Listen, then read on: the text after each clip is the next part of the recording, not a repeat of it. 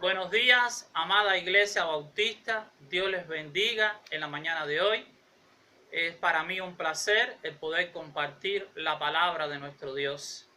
Les envío un saludo desde Cuba, de toda mi familia, y les desean que el Señor les bendiga y les cuide en estos tiempos difíciles. Amados hermanos, les invito a buscar en la palabra de nuestro Dios, en la primera carta del apóstol Pedro, en el capítulo 2, en el versículo número 9. Primera de Pedro, capítulo 2, versículo número 9. Dice la palabra de Dios: mas vosotros sois linaje escogido, real sacerdocio, nación santa, pueblo adquirido por Dios, para que anunciéis las virtudes de aquel que os llamó de las tinieblas a su luz admirable. El Señor añada bendición a su palabra. Oremos. Padre que estás en los cielos, gracias por este día y gracias por la oportunidad, Señor, de ser tus hijos. Gracias porque tú nos hablas por tu palabra. Dejamos, Dios, el control y la dirección de este sermón en tus manos. En el nombre de Jesús. Amén. Según este pasaje de Primera de Pedro, capítulo 2, versículo 9, hemos titulado el sermón en la mañana de hoy, el llamado especial. El llamado especial. Así que, a modo de introducción, en el año 63 al 64 después de Jesucristo, el apóstol Pablo escribe dos epístolas universales muy importantes, destinadas a todos los cristianos, tanto judíos como a gentiles. En la primera de sus cartas, Pedro escribe con el propósito de dar aliento a los cristianos que están experimentando persecución y pronto experimentarían una persecución mayor por el emperador romano Nerón, quien acusó a los cristianos de incendiar Roma en el año 64 después de Cristo, lanzando su venganza tenaz contra los creyentes por todo el imperio. De modo igual que los cristianos de aquella época, para nosotros es un mensaje de inspiración, fe, exhortación y compromiso con Cristo en continuar su obra y vivir la fe a plenitud en este siglo XXI del año 2020. Podemos hacer la siguiente pregunta de forma retórica: ¿por qué el pasaje es motivo de aliento e inspiración para los cristianos y la iglesia hoy día? Revela a Cristo, sus objetivos y la función de la iglesia. Volvemos a repetir la pregunta nuevamente: ¿por qué el pasaje es motivo de aliento e inspiración para la iglesia hoy día? Porque revela a Cristo, sus objetivos y la función de la iglesia. Según este pasaje que nosotros hemos escogido en Primera de Pedro, capítulo 2, versículo 9, encontramos que hay tres grandes verdades las cuales nosotros debemos de conocer.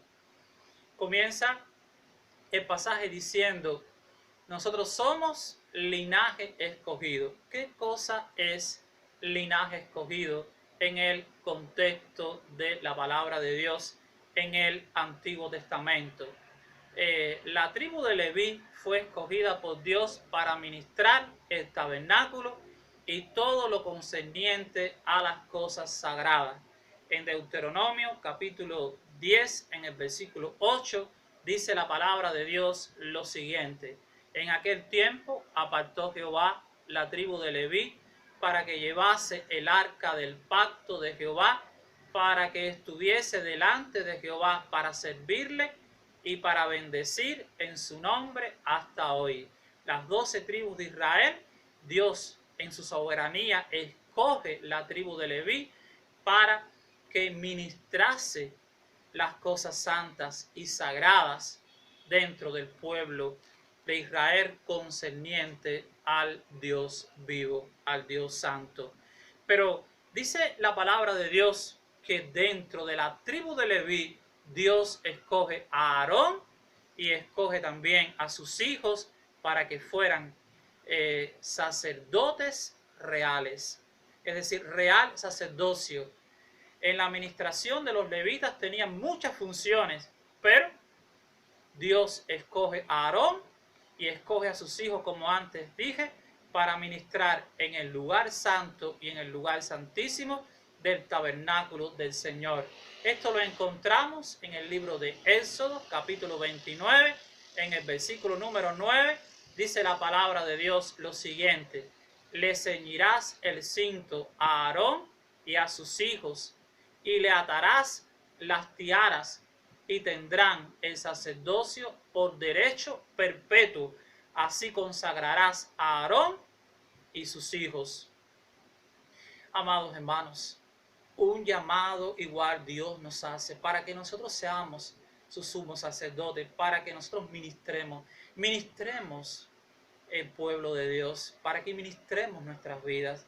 Pero aún así Dios profundiza más sobre este llamado. Dice, para que fuéramos nosotros, ¿qué? Nación santa.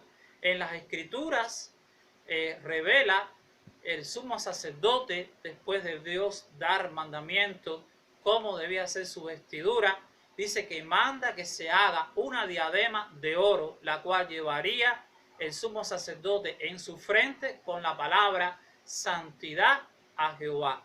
Esto lo encontramos en Éxodo 39, versículo 30, dice que hicieron asimismo la lámina de la diadema santa y de oro puro, y escribieron en ella como grabado de sello, santidad a Jehová.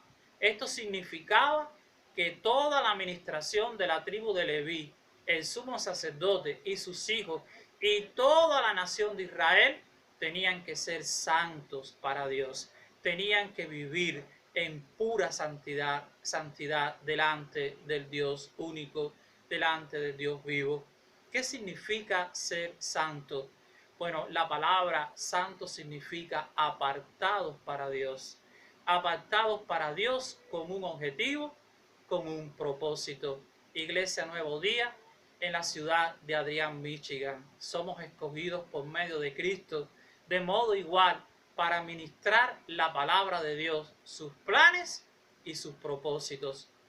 Es interesante que Dios no escogió para estos tiempos hombres millonarios, ni los empresarios dueños de todas las fábricas prestigiosas de autos, de marcas reconocidas en todo el mundo, alrededor y en los contornos del condado. Tampoco escogió a jueces, ni a personas distinguidas de renombre humanamente. Dios le ha placido para hacer su gran obra, escogerte a ti, escogerme a mí. Dios nos ha llamado a un estándar de vida mucho más excelente y superior que de cualquier persona, por mucha abundancia y que no tenga a Jesucristo. Por tanto, es necesario que redescubramos quiénes somos y para quién trabajamos. Dios nunca se equivoca en su llamado, ni tampoco Dios se equivoca con las personas que Él llama. La segunda verdad que nosotros encontramos en este pasaje de Primera de Pedro, capítulo 2, el versículo 9, es el llamado de Cristo a ser su iglesia.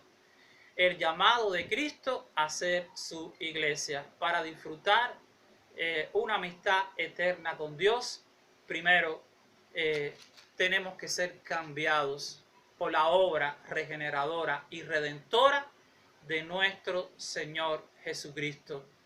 Sacrificio perfecto. ¿En qué significa el sacrificio perfecto de nuestro Señor Jesucristo? Significa que fue una vez y para siempre, que resultó un sacrificio plenamente capaz de transformar cualquier vida, cualquier persona. La muerte de Cristo y su sangre derramada en la cruz limpia al hombre de pecados, condenación eterna y de toda maldad. Pablo, escribiéndole a la iglesia de Efesios en el capítulo 1, en el versículo 7, dice: en quien tenemos redención por su sangre, el perdón de pecados, según las riquezas de su gracia. La sangre de Jesucristo es suficiente para limpiar la vida de cualquier hombre, de su pecado y de su maldad, en una nueva vida. Pero Jesús, al tercer día, entre los muertos, resucitó en victoria, también para que nosotros resucitemos juntamente con Él. Y nos ha dado vida. Y dice en Juan 10, en el versículo número 10, el ladrón vino sino para hurtar y matar y destruir. Yo he venido para que tengan vida y para que la tengan en abundancia. También Juan 6:47 dice la palabra de Dios lo siguiente: de cierto os digo, el que cree en mí tiene vida eterna. La obra redentora y expiatoria del Señor Jesucristo nos une eternamente con Dios. Amados hermanos, la tercera gran verdad que nosotros encontramos en el pasaje de Primera de Pedro, en el capítulo 2, en el versículo 9, es el llamado de la iglesia a testificar. Un llamado que Dios hace a la iglesia, ¿a qué? A testificar, a contar las maravillas que Dios ha hecho con nosotros. Y en la segunda parte de este versículo dice que es un llamado a toda la iglesia a testificar, un reto a que podamos nosotros compartir lo que Cristo ha hecho con nuestras vidas, particularmente vivir conforme a las enseñanzas de Cristo en su palabra es la mayor credibilidad que podemos brindar al mundo del poder del Señor y su obra regeneradora. Pero aquí el Señor compara las tinieblas, significa nuestra vida antes de que de conocer a Jesucristo. Manifiesta las obras de la carne, que son adulterio, fornicación, inmundicia, lascivias, idolatrías, hechicerías, enemistades, pleitos, celos, iras, contiendas, disensiones, herejías, envidias, homicidios, borracheras, orgías y cosas semejantes a esta. Pablo le escribe estas palabras a los Gálatas en el capítulo 5, versos del 19 al 21. Y así éramos nosotros, viviendo en oscuridad, en tinieblas, perdidos. Dice la palabra de Dios en Romanos 3:23, por cuanto todos pecamos, están destituidos de la gloria de Dios. Todos estábamos antes de Cristo en la condición de tiniebla, y allí vivíamos, y allí teníamos puesta nuestra mira y nuestro corazón. Pero Dios, que es rico en misericordia para con nosotros, dice la palabra de Dios, nos transformó, nos cambió y nos sacó de las tinieblas. Y es aquí que sufrimos una metamorfosis. Una metamorfosis que significa, es todo lo opuesto, amados mis queridos hermanos, a las tinieblas. Una vez conocidos por el Señor y renovados por su poder, inmediatamente nuestra vida cambia a la condición de amigos de Dios bajo el señorío eterno de Jesucristo. Esto es una metamorfosis, cambio de vida, transformación de vida, un estilo de vida plenamente diferente. Es darnos cuenta del sendero por el cual tenemos que caminar y cambiar de ruta, cambiar de dirección. Pero una vez que estamos en Cristo, que hemos sido transformados, dice la palabra de Dios, que nos describe que ahora andamos y vivimos en la luz admirable. ¿Qué cosa es la luz admirable? Es todo lo opuesto a las tinieblas. Es una vida de abundantes frutos que demuestran sentido, propósito y sobre todo la presencia del Espíritu Santo en nuestras vidas. Pablo, escribiéndole allí en el mismo capítulo 5 a los Gálatas, en el versículo 22 al 23, dice lo siguiente: mas el fruto del Espíritu es amor, gozo, paz, paciencia, benignidad, bondad, fe, mansedumbre y templanza. Una vida cambiada por el Señor Jesucristo es una vida que lleva frutos en abundancia, que demuestran que el Señor está con nosotros y es nuestro Rey soberano.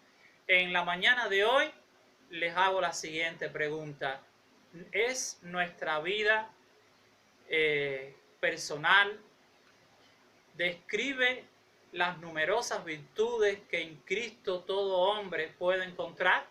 Vuelvo a repetir la pregunta: ¿es nuestro estilo de vida personal que describe las numerosas virtudes que en Cristo todo hombre puede encontrar? Una pregunta muy importante, hermano. ¿Hay virtudes en tu vida? ¿Hay frutos que demuestran que el Señor vive con nosotros y que ya no somos de las tinieblas, sino que hemos pasado de muerte a vida y a vida en abundancia? Bueno, amados hermanos, aquí les invito a buscar un pasaje triste en la palabra de Dios, donde hubo un llamado, y específicamente fue Aarón a gozar para ministrar como sumos sacerdotes delante de la presencia de Dios, pero sus hijos Nadab y Abiud desobedecieron delante de la presencia de Dios. En Levítico 10, versículos 1 y 2, dice la palabra de Dios lo siguiente: que Nadab y Abiud, hijos de Aarón, tomaron cada uno su incensario y pusieron en ellos fuego, sobre el cual pusieron incienso, y crecieron fuego extraño que él nunca les había mandado, y que de la presencia de Dios salió fuego y los consumió, y murieron delante de Jehová. El peligro de que Dios nos haya llamado con un llamado santo a ser sacerdotes, ministros para siempre, a gozar de este privilegio, y nuestras vidas no sean más que fuego extraño delante de la presencia de Jehová, queriendo vivir 50% el mundo y 50% aparentemente la vida cristiana, viviendo de un modo tibio, lo cual a Dios le desagrada, y por eso le escribe en el libro de Apocalipsis a la iglesia: por cuanto ni eres frío ni eres caliente, yo te vomito de mi boca. Que darle lo mejor, y lo mejor es lo mejor que tenemos en nuestras vidas: nuestro tiempo, nuestro talento, nuestros dones, todo, nuestra familia, nuestros seres queridos, nuestra adoración, todo, dárselo al Señor. Dice la palabra de Dios en segunda de Pedro, capítulo 2, en el versículo número 21. Este pasaje dice: porque mejor les hubiera sido no haber conocido el camino de la justicia, que después de haber conocido el camino, volverse atrás del santo mandamiento que les fue dado. Y en Hebreos 10:29 dice la palabra de Dios: cuánto mayor castigo pensáis que merecerá el que pisoteare al Hijo de Dios y tuviere por inmunda la sangre del pacto en el cual fue santificado, e hiciere afrentar al Espíritu de gracia. Amados hermanos, tenemos que estar plenamente conscientes para quién vivimos y para quién es nuestra adoración, por medio de un estilo de vida día tras día. Concluimos del siguiente modo: el apóstol Pedro nos está exhortando a través de la palabra en este capítulo número 2, en el versículo 9 de Primera de Pedro, a ser fieles, comprometidos con el Señor y su causa. No se trata de la persecución del emperador Nerón en aquellos tiempos como a los cristianos primitivos, sino en medio de un mundo que cada vez está más convulso, reverde a la palabra de Dios, persistiendo en toda clase de pecado, a modo acelerado, con toda clase de inmoralidades perversas como nunca antes en la historia. Ante tales presiones, tú y yo nos mostraremos fieles al Señor con una identidad cristiana bien definida, testificando las inmensas virtudes y el llamado de Dios a oportunidades de esperanza que solo Cristo puede dar. El Señor busca hombres y mujeres fieles, comprometidos con su causa, dispuestos a no doblegarse por los malos tiempos presentes, viviendo vidas en total santidad que hagan creíble el poder regenerador y transformador de Jesucristo. Iglesia Nuevo Día, para este tiempo Dios te ha escogido y te ha escogido en la ciudad de Adrian, Michigan, y cuenta con cada uno de los presentes miembros de la iglesia para llevar adelante su majestuosa obra de alcanzar vida. ¿Confías en que este es el plan de Dios para tu vida? ¿Estás dispuesto a hacer esta iglesia? La función de la iglesia revela a Cristo y sus objetivos. La función de la iglesia revela a Cristo y sus objetivos.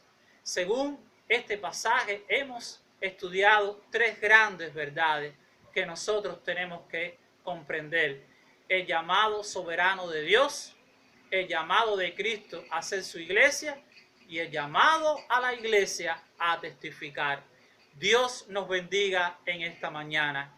Dios bendiga cada una de sus familias.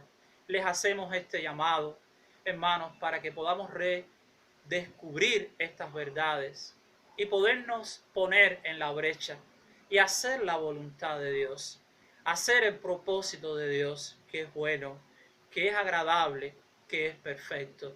Dios nos bendiga, Iglesia Nuevo Día.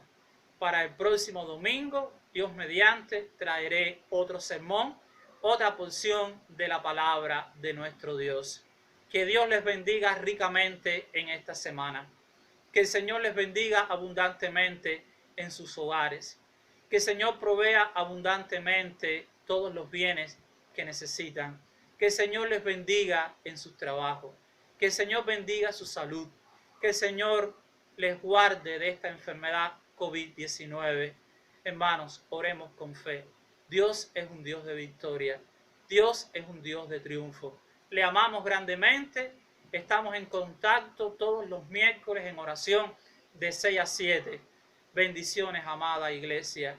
Gracias por esta oportunidad. En el nombre de Cristo, bendiciones para todos. Amén.